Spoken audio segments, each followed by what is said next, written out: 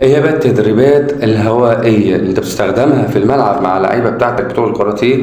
فبعمل تمرينات. اول حاجة بعمل الجري مستمر بطيء منتظم الخطوة، بتكون شدته 140 نبضة. طيب بعد كده بقول جري سريع منتظم الخطوة، عكس الأولاني النبض بتاعه بيكون على 150 أو 160 نبض على الدقيقة. طيب إيه الفرق ما بينهم؟ الفرق إن أنا كنت بجري هنا منتظم الخطوة بس بطيء، وهنا منتظم الخطوة بس سريع.